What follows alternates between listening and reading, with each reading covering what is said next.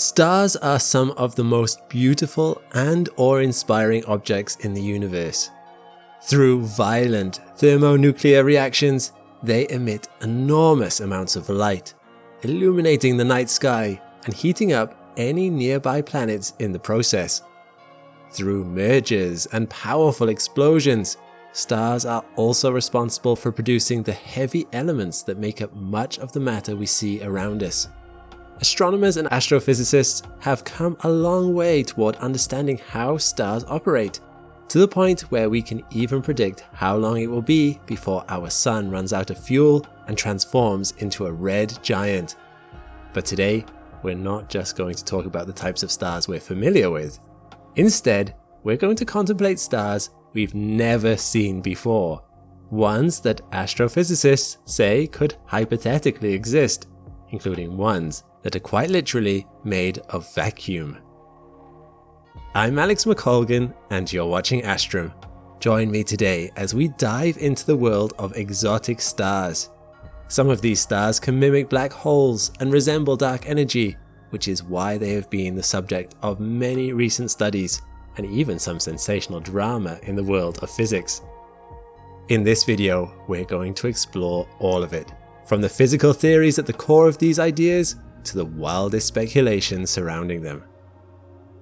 First, we need to lay some groundwork and understand how stars work in general, starting with the most important star of all, the Sun.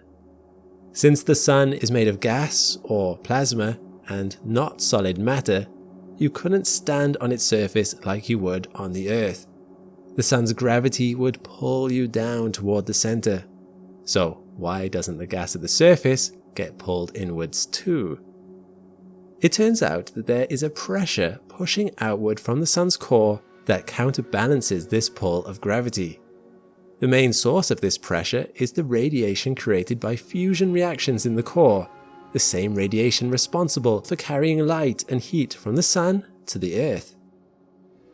Whether you think of radiation as individual photons or waves in the electromagnetic field, its path from the core towards the outer layers of the Sun will cause an outward push in all directions. This radiation pressure wouldn't be enough to stop you from falling into the Sun, but it's just enough to stop the Sun's own gas, which is relatively light, from collapsing in on itself. This balancing act between inward pulling gravity and outward pushing pressure is a feature of pretty much all known types of stars. What differentiates different types of stars is where that pressure comes from. For our Sun, the pressure comes from fusing hydrogen into helium. When the Sun runs out of hydrogen in about 5 billion years, it will become a red giant star and begin to generate its pressure by fusing helium into even heavier nuclei like carbon and oxygen. Eventually, the Sun will also run out of helium and any other light elements that could be used for fuel for nuclear fusion. At that point, it will collapse into a small star known as a white dwarf. Since no more fusion is occurring anymore, white dwarfs are sometimes called stellar remnants instead of stars. But if there's no more fusion, where does the pressure to support these stellar remnants come from?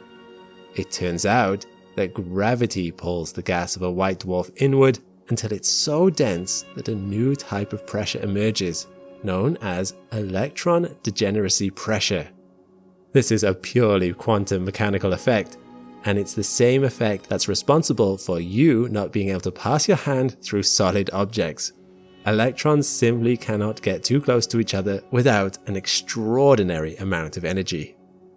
But some stellar remnants are so massive that even electron degeneracy pressure isn't strong enough to counteract the pull of gravity. This is called the Chandrasekhar limit. It's absolutely impossible to have a stable white dwarf any heavier than 1.4 times the mass of the Sun. If a star has burned through all its nuclear fuel and its core is still heavier than the Chandrasekhar limit, that core will collapse in on itself until it becomes so dense that an even stronger type of quantum pressure emerges, known as neutron degeneracy pressure, which, as you may have guessed, prevents neutrons from getting too close to each other. A star that reaches this state is called a neutron star, the smallest and densest known class of stellar objects. So now you might be wondering, is there a maximum mass that a neutron star can have while still being supported by neutron degeneracy pressure? And there is. This time it's about 2.2 times the mass of the Sun. Any heavier than that, and the neutron star would keep collapsing under the influence of its own gravity until, well, actually, not until anything. As far as we know, neutron degeneracy pressure is the strongest possible pressure that ordinary matter can exert, so there's nothing left to prevent a sufficiently heavy stellar remnant from collapsing in on itself forever. This is the fate that might await some of the most massive stars we've observed in the universe. From the perspective of an outside observer, these stars would get so dense that all we'd be able to see is a black hole. But then scientists started to wonder, what would happen to a star that wasn't made of ordinary matter? If exotic forms of matter could hypothetically produce even larger pressures than neutron degeneracy pressure, then what new kinds of stars could exist? You might think that we could just continue the pattern that we were starting to see earlier. Stars could get even smaller and even denser than neutron stars, as long as they were supported by some even greater pressure. You might think that the only limit on how small these stars would get would be the point of no return, where they would turn into black holes. That point of no return is when a star becomes smaller than its own Schwarzschild radius. This is almost true, but not quite. Instead, physicist Hans Adolf Buchdahl showed in 1959 that a star made of any realistic form of matter with positive energy density and pressure can't be smaller than 9/8 times its Schwarzschild radius. It might not sound like a big difference, but that factor of 9/8 means that any realistic star has to be noticeably larger than a black hole, making it much easier to tell them apart. That's when physicists began asking about stars that Buchdahl would call less realistic. For example, what if a star was made of matter that allows for pressure to be negative in some regions and positive in others? Then Buchdahl's limit wouldn't apply, and that star would be less than 9/8 times its Schwarzschild radius. In fact, it could be arbitrarily close to the size of a black hole with the same mass. As a side note, theoretical stars like these that could mimic the appearance of black holes came to be quite a nuisance for astrophysicists, since now every time they discovered something that they thought was a black hole, they couldn't just say they discovered a black hole. They had to qualify that it's either a black hole or an extremely compact object mimicking a black hole, even though in their hearts most of them are quite convinced that it's a black hole. But back to the main point. What would these exotic stars with negative pressures even look like? The answer turns out to be even weirder than you might have guessed.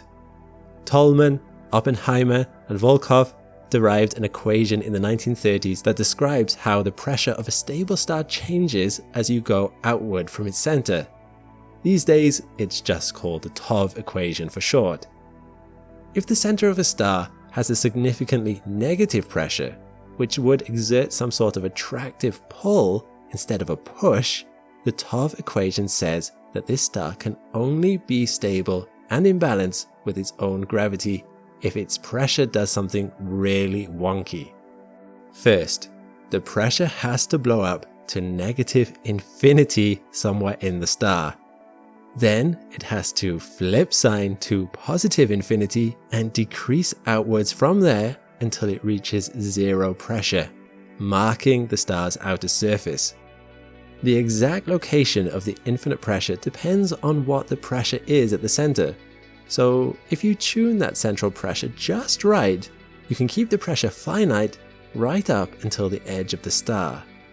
That happens when the pressure at the center is exactly equal and opposite to the star's energy density there. In this special case, the top equations say that the pressure and energy density remain constant, equal, and opposite throughout the entire volume of the star right up until its surface.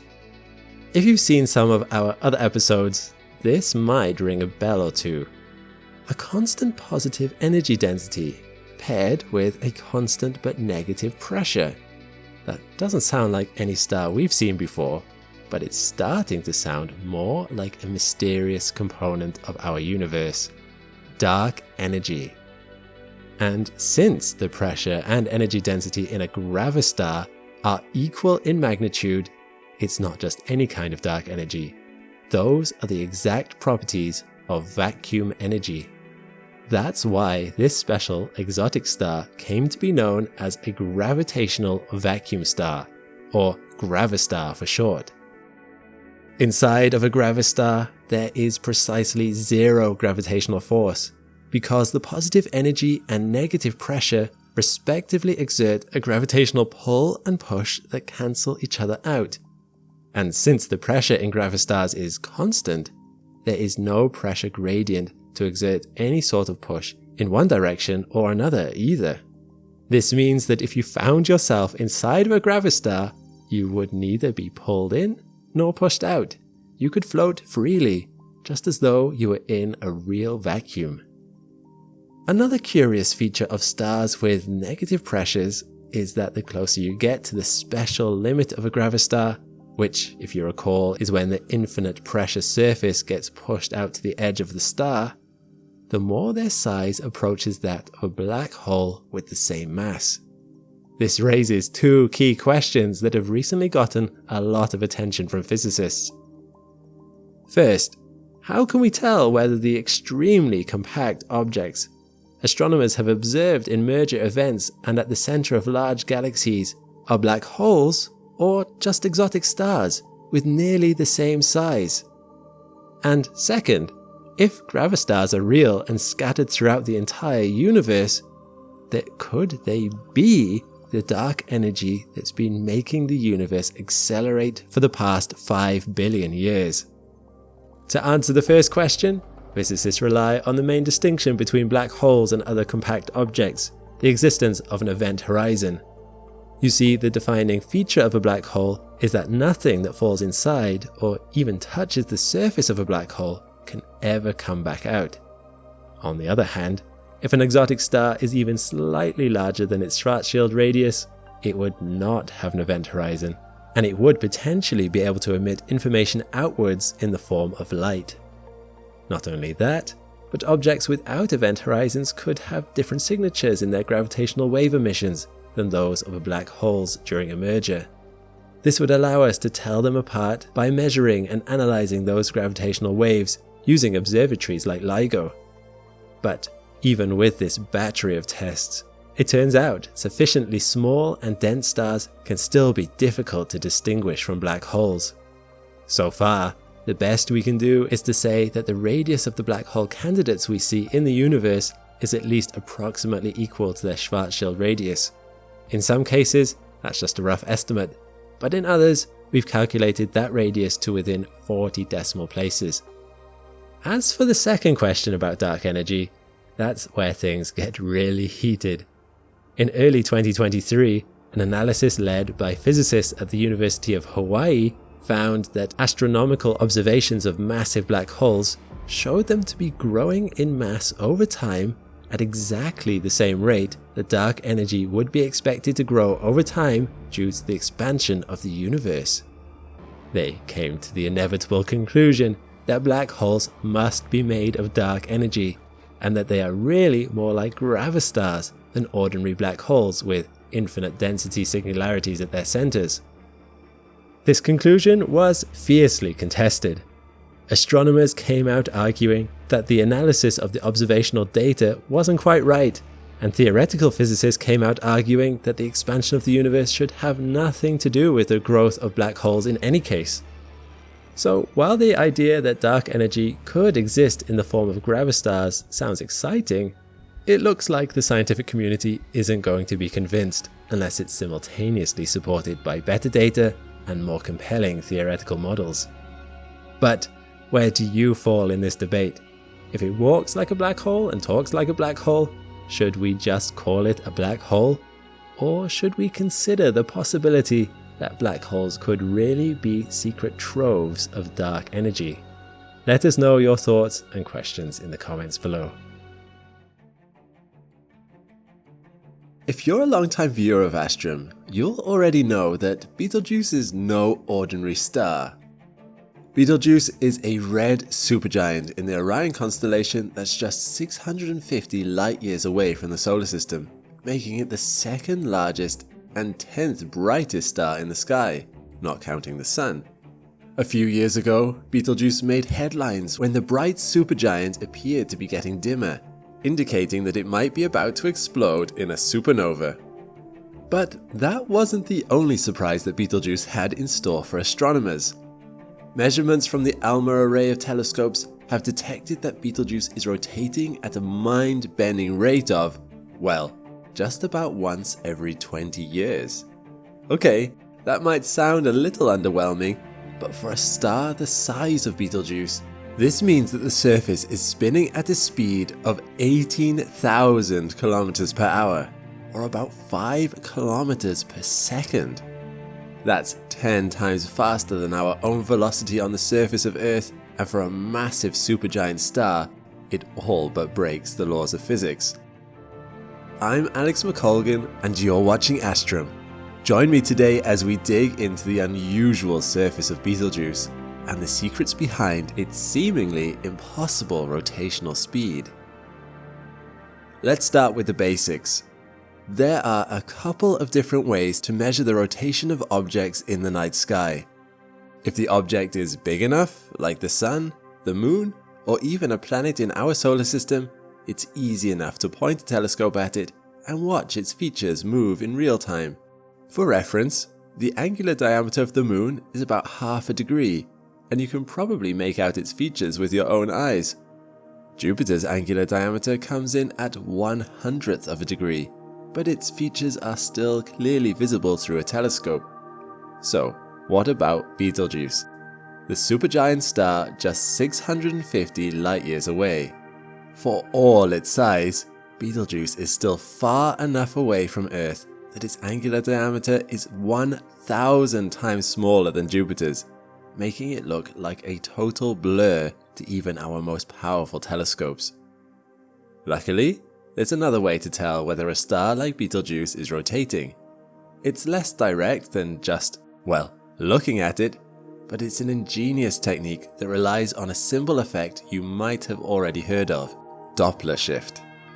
The same effect is also responsible for the change in pitch from a siren as an ambulance passes by.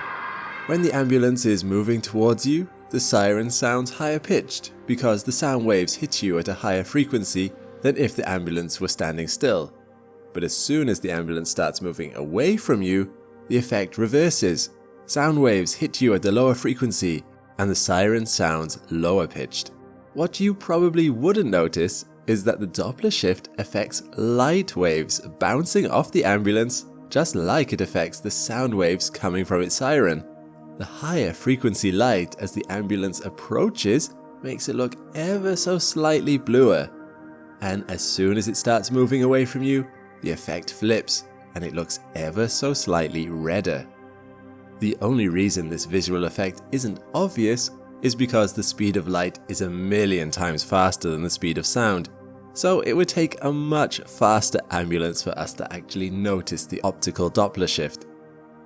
We might not have ambulances here on Earth flying by at 5 kilometers per second, but those kind of speeds are fair game out in space, which brings us back to Betelgeuse. When a star is rotating, half of its surface will be moving towards us, while at the same time, the other half will be moving away. This creates a gradient of colors emitted by the star that we can observe with our telescopes, even if the star is too blurry for us to make out any of its distinct features. By seeing which side is bluer and which side is redder, we can infer the direction of rotation, and by measuring how different the bluer frequencies are from the redder ones, we can calculate the star's rotational velocity. This was the technique used by astronomers to analyze the data collected by ALMA and conclude that the surface of Betelgeuse was spinning at 5 kilometers per second. That's all well and good, except the known physics of spinning stars predicts that 5 kilometers per second is far too large a velocity for a red supergiant like Betelgeuse. Take our Sun as an example. Its rotational speed is in the same ballpark, around 2 kilometers per second, but is also 1,000 times smaller and about 10 times lighter than Betelgeuse. If our Sun expanded to the size of Betelgeuse, which would envelop the entire inner solar system and nearly reach Jupiter's orbit in the process, then its velocity would drop to just 2 meters per second in order to conserve angular momentum. In the same way that a spinning ice skater slows down when she spreads out her arms. And if the Sun grew 10 times heavier to match the mass of Betelgeuse, its velocity would drop to 0.2 meters per second. So, the larger and heavier a star is, the slower we expect it to spin.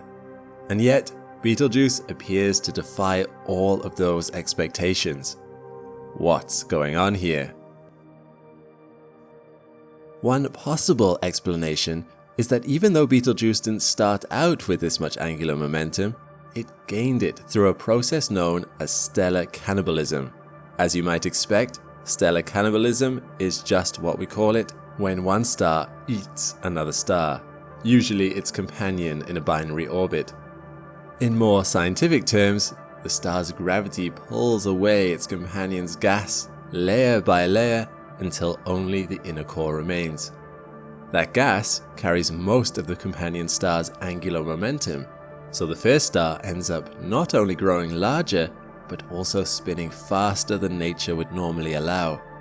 But is this really the story of how Betelgeuse got its spin, or is there something even more mysterious happening under the surface? A team of researchers collaborating across Europe and China have recently suggested that Betelgeuse's apparently ludicrous rotation speed might just be a giant optical illusion. To see how that's possible, let's think back to what the team at ALMA really measured with their state-of-the-art array of telescopes. Though their pictures of Betelgeuse were blurry, they were still able to make out that one half of the star emits slightly redder frequencies of light than normal, while the other half emits slightly bluer frequencies. The obvious explanation for this 50-50 split is that the star is rotating, with one half moving towards us and the other half moving away from us at the same time. The green arrow in the image of Betelgeuse is meant to represent the axis of this rotation. But what if that's not the only explanation for the color gradient detected by ALMA?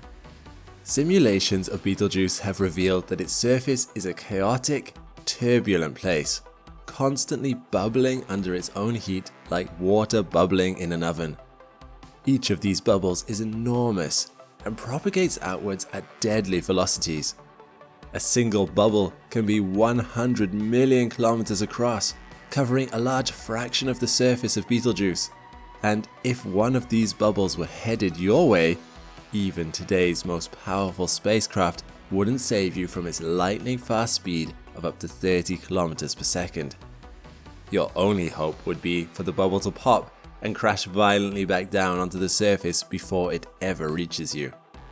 As gas bubbles all over Betelgeuse rise and fall, its surface becomes a mosaic of regions that are either moving towards us or away from us as observers on Earth.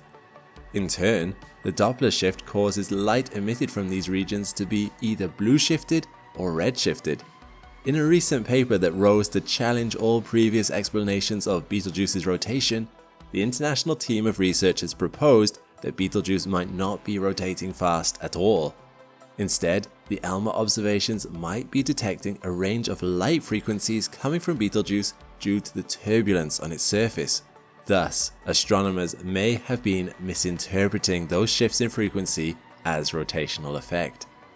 But if you've been paying close attention to the physics, you might have noticed that there's still a loose end with this alternative explanation. A rotating star should produce a smooth gradient of light frequencies, ranging from bluer than expected light on one edge to redder than expected light on the other. Meanwhile, a turbulent star should produce a random patchwork of colours, with bluer patches where bubbles happen to be rising and redder patches where bubbles happen to be falling back down. How could the astronomers at ALMA possibly have mistaken one for the other? If astronomers observed a smooth gradient of colours coming from Betelgeuse, shouldn't the patchwork explanation already be ruled out? In an ideal world, that would be true. Gradients would correspond to rotation, and patches would correspond to bubbles. But remember that Betelgeuse is so far away that the image captured by ALMA is far from ideal, and it's more of a blur than an HD photograph. When simulations of the surface of Betelgeuse are made to account for the limited resolution of observations, they predict that the bubbly patches of redshift and blueshift will be easily mistaken for a rotational gradient about 90% of the time. This means that even if the astronomers at ALMA did nothing wrong in their analysis, they may have been fooled by Betelgeuse's boiling surface into thinking it's spinning way faster than it actually is. This also means that astronomers are now chasing after one key objective: higher resolution studies of Betelgeuse that could more accurately tell the two scenarios apart. The good news is that better images of Betelgeuse already exist, taken by the same telescope but with longer exposure times. The bad news, for those of us who are more impatient, is that it will likely take a couple of years for them to be properly analysed. Those answers are coming though. For now, I'm curious to know where you would place your bets. Is Betelgeuse really spinning at 5 km per second after having eaten its companion star? Or will the new claim that this rotation speed is nothing more than an optical illusion be vindicated? Let me know your thoughts in the comments below.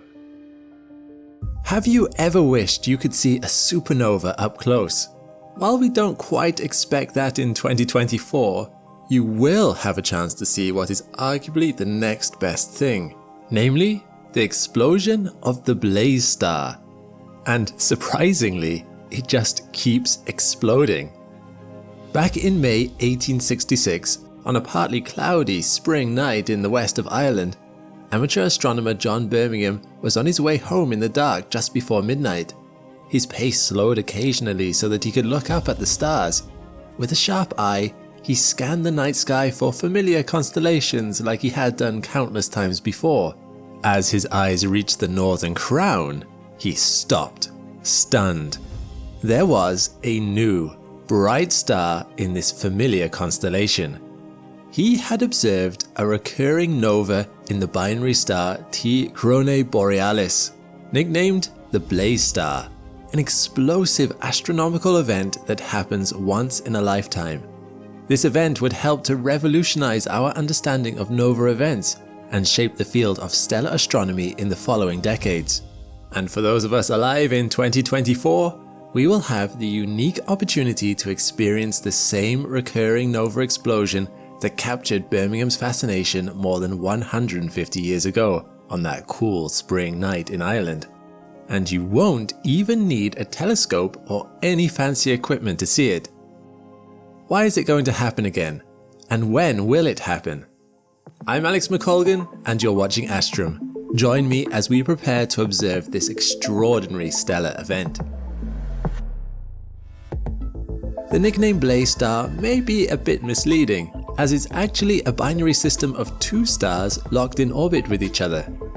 And it's the relationship between these two stars that causes the nova explosion to occur every 80 years or so. In fact, it's estimated that about 50% of the stars we see are not solitary, but multiple star systems. Both of the stars in the binary Blaze star system started out as average-sized stars, similar to our Sun, but each one is at a very different stage in their life cycle. Small and mid-sized stars generally follow the same evolutionary path as our own Sun. At 4.6 billion years old, our Sun is considered a middle-aged, average-sized star. In 5 billion years, it will run out of hydrogen fuel and begin to fuse heavier elements, expanding into a red giant that may become so large that it engulfs Mercury, Venus, and possibly even Earth. As the red giant uses up its remaining fuel sometime between 5 to 10 billion years from now, it will eventually cast off its outer shell, creating a nebula of gases surrounding a white dwarf, the extremely dense and small core remnants of the once giant star. White dwarfs are often called dead stars, as they have no more fuel and will spend the next 10 trillion years cooling off until they no longer emit heat or light. Both of the binary stars in the Blaze star system are average-sized stars on the same trajectory, but they are further along in their stellar evolution than our Sun. In fact, this is the very reason for the recurring nova we will be able to witness in 2024. It all comes down to the relationship between these two stars, one a red giant and the other a white dwarf. As the red giant heats up and its outer shell expands, it is continually stripped of hydrogen by the immense gravitational pull of its neighboring white dwarf. Over time, the white dwarf collects this material on its surface, kind of like a cosmic vacuum cleaner, causing a buildup of pressure and heat. Eventually, this buildup becomes too much and causes a thermonuclear explosion that blasts away all of that built-up material. Picture the white dwarf like a party popper. You keep pulling the string tighter and tighter, adding tension. Finally, you pull too hard and it pops, sending confetti flying everywhere. This is kind of like the pressure and heat that builds up on the Blaze star's white dwarf until it finally reaches its limit. The result? A nova explosion so powerful it can make the Blaze star appear 1,500 times brighter than usual about once every 80 years. As seen from Earth, 3,000 light years away. So how is this different from the more famous supernovas? While the Blaze star does experience a massive explosion with each nova, referred to as a classic nova, it does not destroy the white dwarf where it occurs. Instead, it simply blasts away the material collected from its neighboring star every now and then when pressure and heat become too much, and it happens to be close enough to us that we will experience a significant change in its brightness from Earth. On the other hand, for a solitary star to destroy itself at the end of its life by exploding in a grandiose supernova that can be millions of times brighter than the Blaze nova, it has to start out with more than 8 times the mass of our Sun, much more massive than those in the Blaze star. The closest star on a path toward a supernova explosion in the near future is the red supergiant Betelgeuse, a star that often appears as one of the 10 brightest in our night sky, despite being 640 light years away. And by the near future, I mean in cosmic perspective. So don't worry, scientists don't expect this star to go supernova for tens of thousands of years. In cosmic terms, that's just around the corner. In human terms, not so much. But just for a moment, imagine the awe-inspiring view that anyone on Earth would witness as Betelgeuse explodes in a supernova. After the initial explosion, the star would become as bright as a full moon and remain visible during the day. What a sight that would be. However, while extraordinarily rare, Betelgeuse won't be the first time humanity has witnessed a supernova, and the Blaze star is certainly not the only nova in recent history to be visible to the naked eye. The oldest record of a supernova, now called SN 185, comes from Chinese astronomers in 185 AD, when they recorded what was called a guest star, which appeared in the night sky for a staggering 8 months. Modern astronomers have been able to find the remnants of this explosion to confirm that it was in fact a supernova. There have only been a handful of supernovae that were visible with the naked eye in recorded history. One of the famous instances, and most recent, was in 1604, when the German astronomer Johannes Kepler documented a supernova that was so bright people could see it during the daytime. What we will experience in 2024 is expected to be one of the brightest classic nova of this century. And just like a supernova, this is a rare and noteworthy occurrence. Classic novas that are visible to the naked eye occur relatively frequently, at least compared to supernovae, but despite these classic novae being visible in our night sky about once every year or two, they are rarely bright enough for the untrained or unaided eye to spot.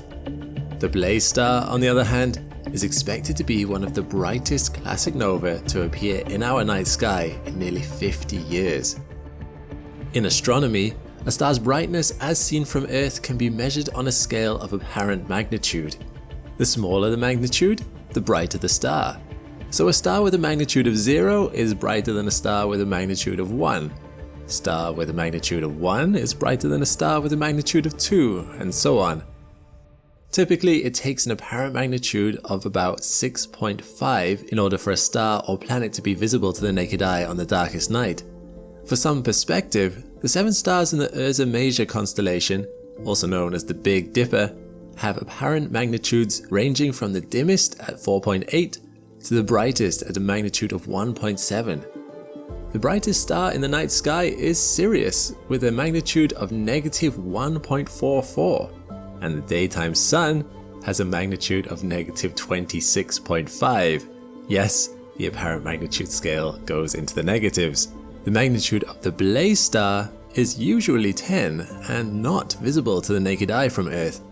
But during the nova explosion every 80 years, this star peaks at a magnitude between 3 and 2, making it appear from seemingly nowhere to become one of the brightest stars in the sky.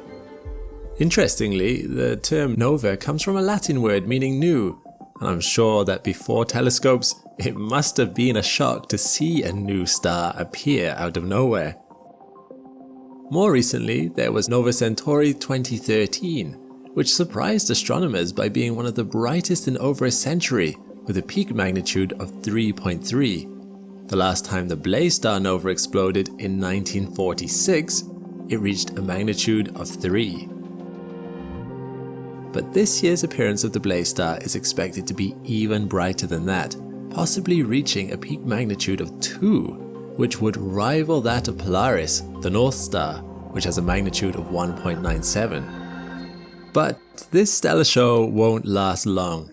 Once it erupts with the nova explosion, the Blaze star may only be visible to the naked eye for a few days or a week before it fades back into the darkness.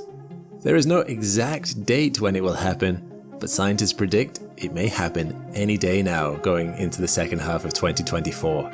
Be sure to keep an eye on the news and the sky to find out when the nova explosion begins. To find the Blaze star in the night sky, look for the 2 neighboring constellations of Hercules and the kite-shaped Boötes. The Blaze star will be located in a small semicircle-shaped constellation called the Northern Crown, located between these 2 larger constellations.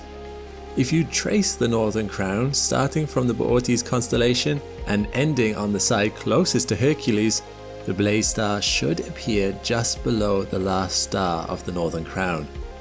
And if you have access to a powerful amateur telescope or can visit a local observatory, you may even be able to spot this binary star before the nova begins to be able to truly compare. These novae remind us that even stars, which can seem eternal and unchanging, have astonishing life cycles that can include drastic changes and dramatic explosions, like a cosmic fireworks show, rare and awesome.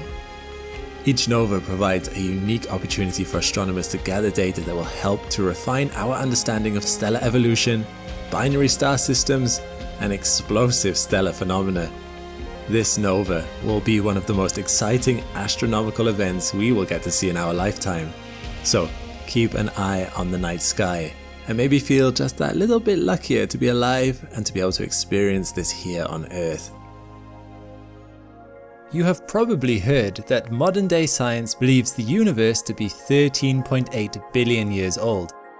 It seems rather unfathomable how anyone can come to that conclusion, but actually the how is not too difficult to understand.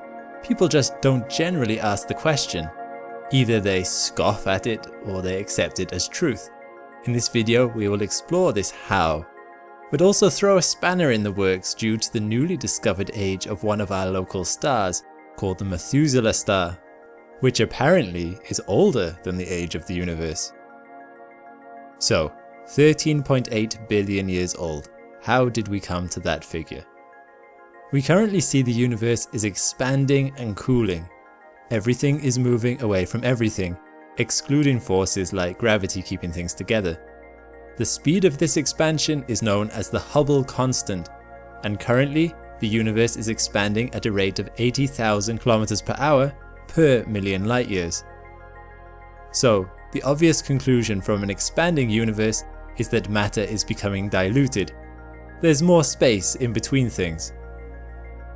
A less obvious result of the universe expanding is the stretching of light wavelengths known as redshift. What started off as extremely high energy and high frequency waves emitted soon after the Big Bang have become stretched, finally reaching us as less energetic microwaves, known as the cosmic microwave background radiation. It's also why the James Webb Space Telescope is an infrared telescope, as photons of light emitted by galaxies billions of light years away have had their frequencies shifted to the red so much that we need an infrared telescope to observe them. A photon contains energy, and a higher frequency wavelength means more energy, which means it is hotter. Lower frequencies mean it is less hot. Hence why we say the universe was once dense and hot, but now it's bigger but cooler.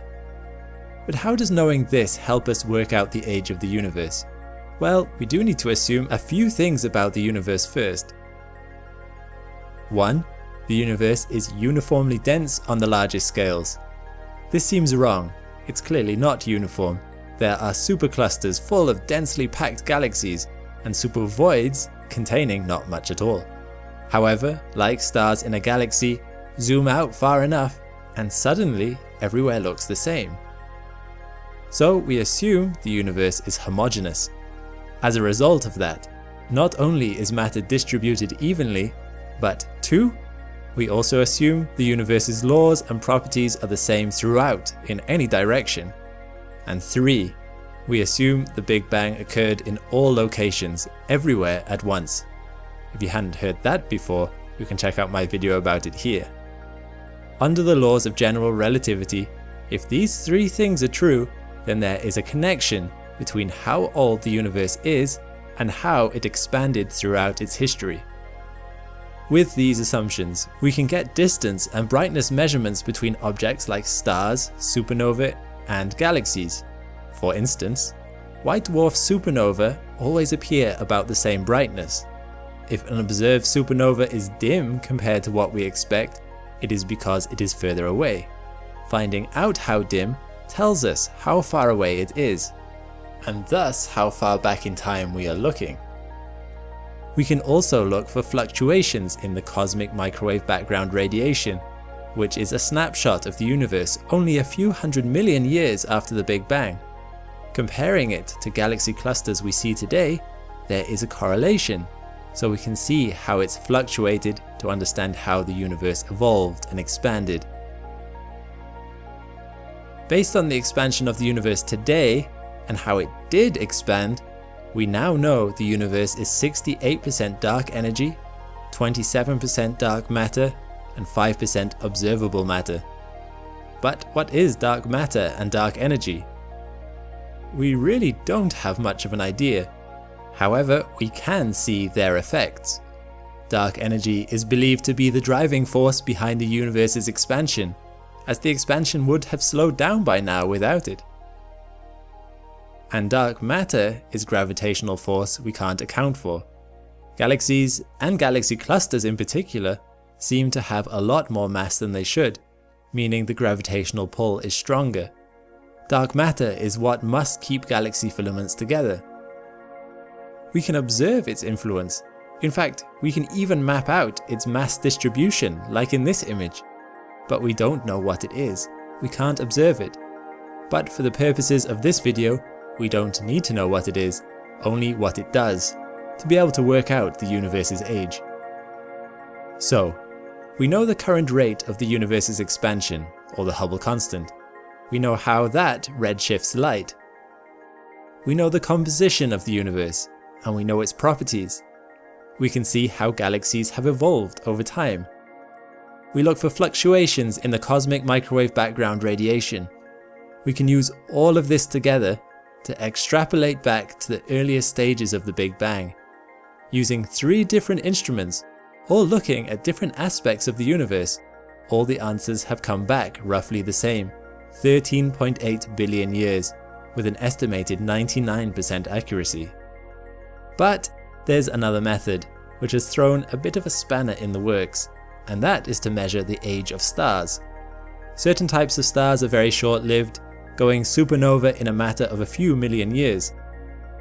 Others could last for trillions of years. Not that we've seen one that old for obvious reasons. In fact, following the evolution of stars, we haven't really seen any older than about 13.2 billion years old.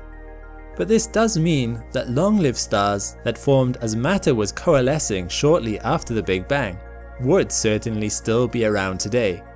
And this is where our friend Methuselah comes in. Methuselah is a metal-poor star, meaning it is very old and incredibly rare, and most special of all, it is only about 200 light years away from us, which means we can examine it relatively closely. Based on its evolution, it is an estimated 14.5 billion years old, give or take about 800 million years. This means it might have disproved the 13.8 billion figure. So, do we really know how old the universe is? Roughly. It wouldn't be surprising to see this figure change as our technology improves.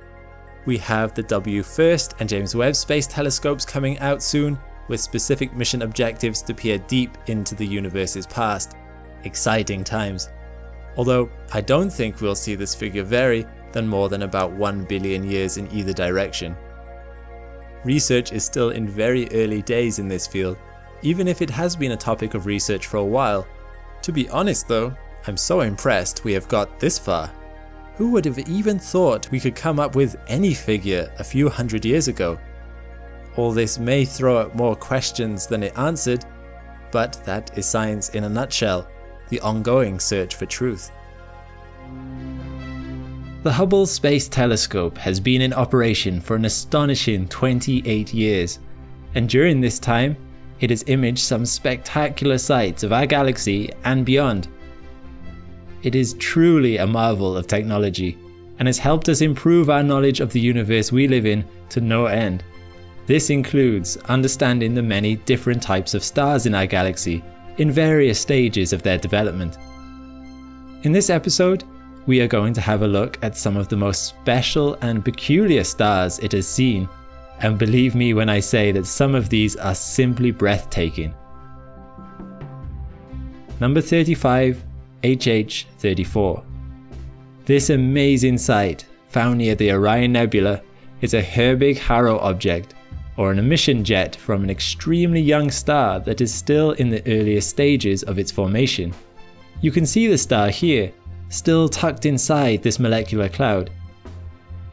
The Orion Nebula is one of the closest H2 nebula, or star-forming region, to us, which means we can see stars in the process of being formed reasonably close up.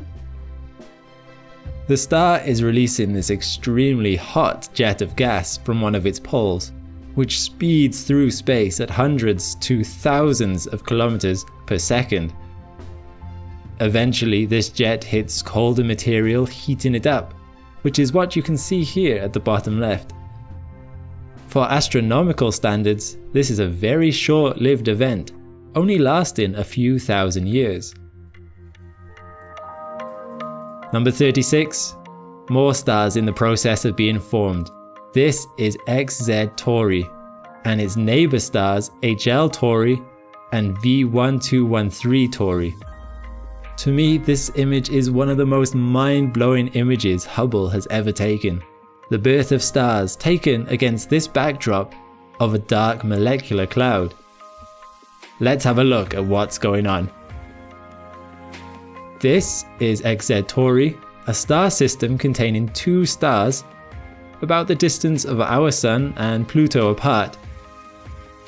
For reasons unknown to scientists, these stars have ejected a huge bubble of hot gas seen here. This bubble is expanding at a rapid rate, as seen over the course of 5 years. This over here is HL Tauri, another very young T-Tauri star. This star has a protoplanetary disk surrounding it, meaning planets are likely still in the process of forming here. It's also ejecting another Herbig-Haro object, number 150, shooting over in this direction. And finally we find V1213 Tauri, a variable star with a spectacular disk surrounding it.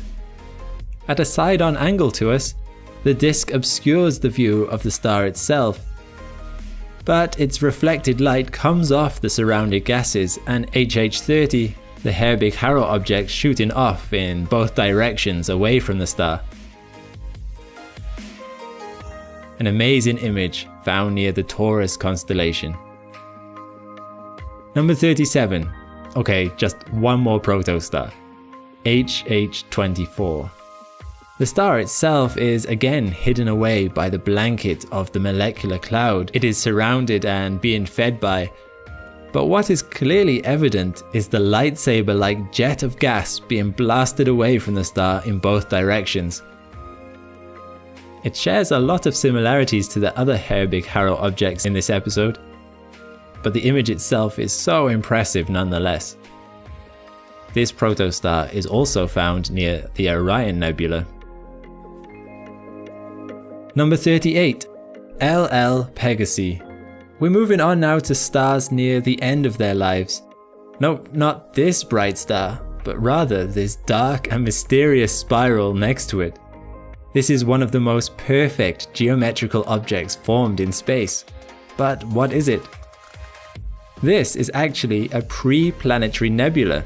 Basically, a massive star found behind all this dust in the center is shedding some of its mass, potentially before it erupts into a planetary nebula. The difference between a pre-planetary nebula and a planetary nebula is that pre-planetary nebula is a reflection nebula, meaning it is illuminated by the light reflecting off it, whereas a planetary nebula consists of extremely hot ionized atoms, which produces its own light. In this image, the material forming the spiral is moving at 50,000 km per hour, and by combining this speed with the distance between the layers, it is estimated to produce a ring roughly every 800 years. They believe this is directly related to the fact that this is a binary star system, the orbital period of which is thought to also be 800 years.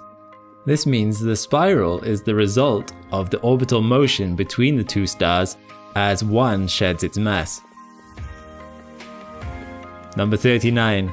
Another preplanetary nebula is HD 44179, a unique nebula with a rectangular or an X shape. This nebula is really hard to see from a ground telescope due to the Earth's atmosphere, and is one of the situations where having Hubble in space is really useful. This preplanetary nebula has really baffled scientists, who don't know the exact mechanics of how this structure formed. But there is evidence that this is due to another close binary star system, with a star about the mass of our Sun shedding its mass before it turns into a white dwarf. It's the remaining white dwarf that will eventually radiate UV light, ionizing the ejected gas to become a planetary nebula. Number 40. Let's have a look at a completely different type of star with RS Puppis. This bright star at the center of the image is our focus in this image, and there is something very unusual about this star. It is a variable star known as a Cepheid variable. This means it varies in brightness by a factor of 5, once every 40 or so days. Because this star is surrounded by a beautiful dust structure, we can see the variable nature of this star through a light echo. Light travels extremely fast, but it still takes a long time to get across astronomical distances. This means we can see the precession of light traveling away from the star, with some rings being dark as the star was dimmer, and some rings being brighter as the star brightened. Hubble imaged RS Puppis over a 5-week period, and you can actually see this light echo pulsing. All in all, a ghostly yet beautiful image. Number 41, AG Carina. This star is another variable star, but it is one of the brightest in the Milky Way. Because it is so bright, it is also short-lived, as it is shedding its mass through solar winds at an incredible rate and at speeds of up to 7 million kilometers per hour. Much of the surrounding material around this star is part of the ejected mass of the star, being further sculpted by the solar winds, as you can see. One day, this star will become a Wolf-Rayet star, a type of star millions of times more luminous than our Sun. However, right now, it's so hot that it isn't visible to the naked eye, as much of its output is in the ultraviolet. Number 42, NGC 4993. So far, all the stars we've looked at have been found in our own galaxy. Outside the galaxy, individual stars are pretty hard to observe. Typically. But sometimes cataclysmic events happen in other galaxies that are so big we can observe it millions of light years away. And this is what happened with NGC 4993, where something even more spectacular than a supernova happened, a kilonova. In August 2017, LIGO detected gravitational waves from the collision of two neutron stars, and within 12 hours the source of these gravitational waves had been discovered. Considering it is so bright and evident 140 million light years away, I can't imagine what it would have been like from within the same galaxy. These neutron stars will have combined to form a black hole, and the resultant kilonova explosion will have emitted electromagnetic radiation in every frequency, from radio waves to gamma rays. Interestingly, it is believed that neutron stars colliding could be the main source of heavier elements such as gold in the universe.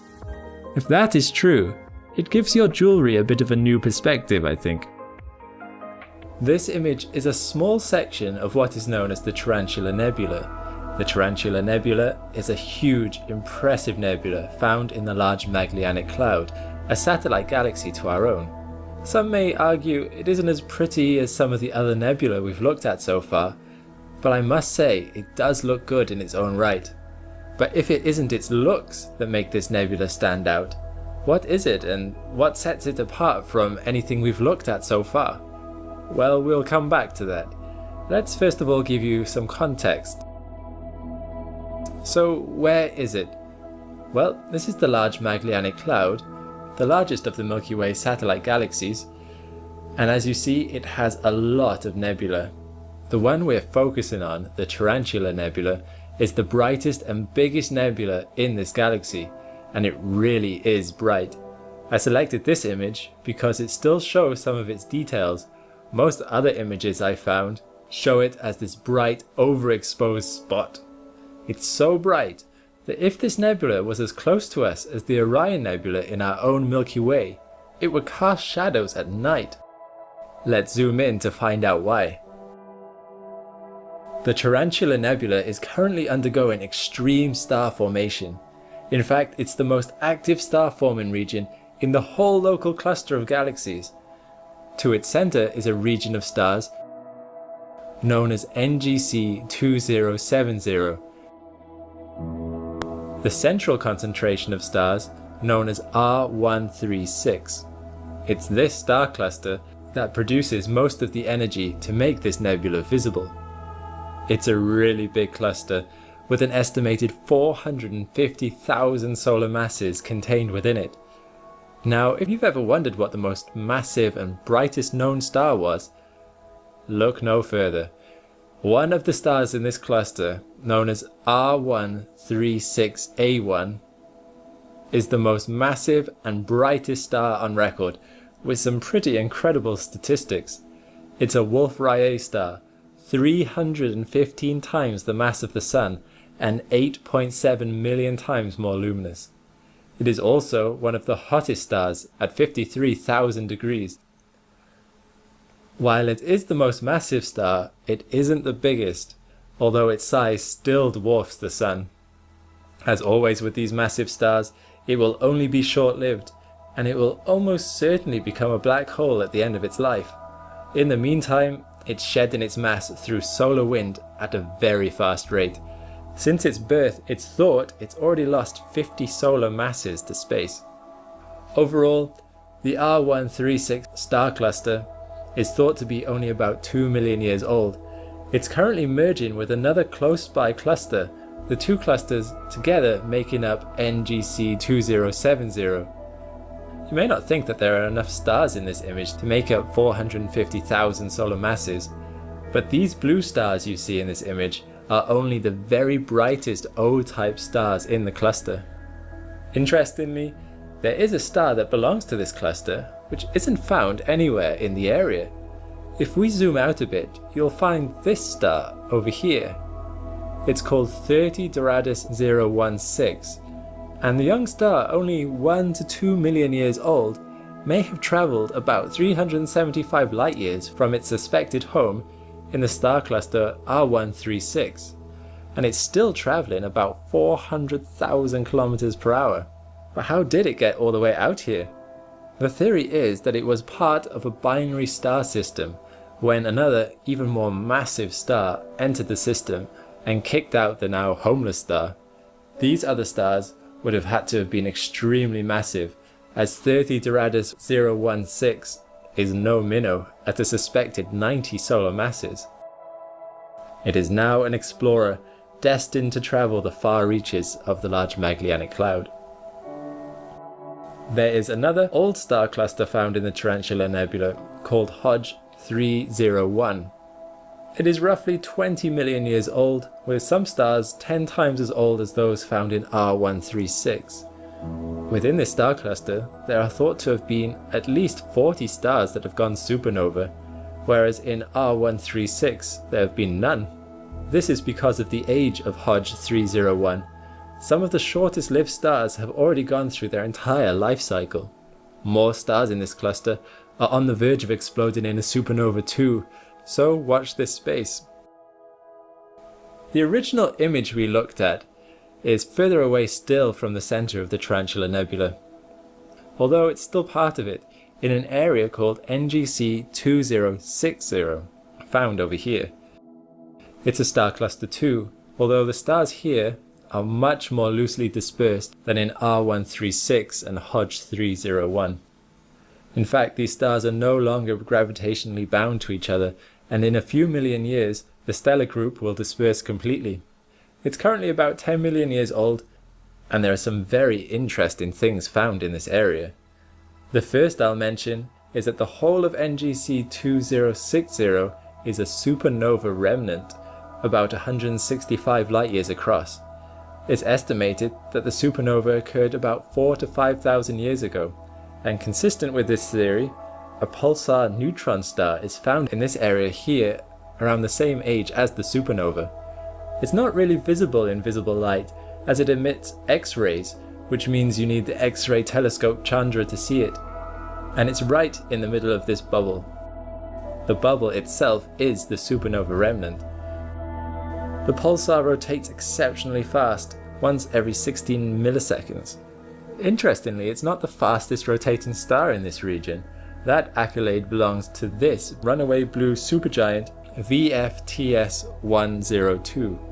It's actually the fastest rotating star that we know of, rotating a speedy 2 million kilometers per hour. This is 100 times faster than the rotational speed of our Sun. It spins so fast that the star is flattened, with an equatorial disk extending out due to centrifugal forces. It is suspected that this runaway star actually was part of the same system as the pulsar and would have had a hand in its supernova explosion. Before the supernova, they would have been two blue stars orbiting one another.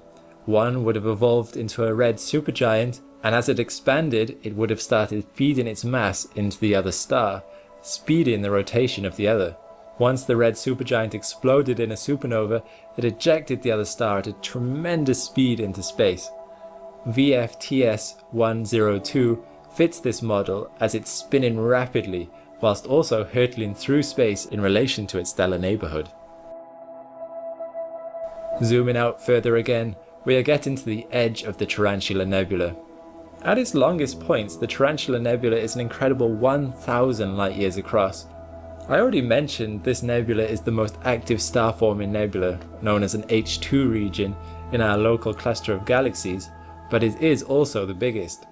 If it was as close to us as the Orion Nebula, it would be twice as big in the sky as the Big Dipper, and because it's so bright, it would even be visible during the day.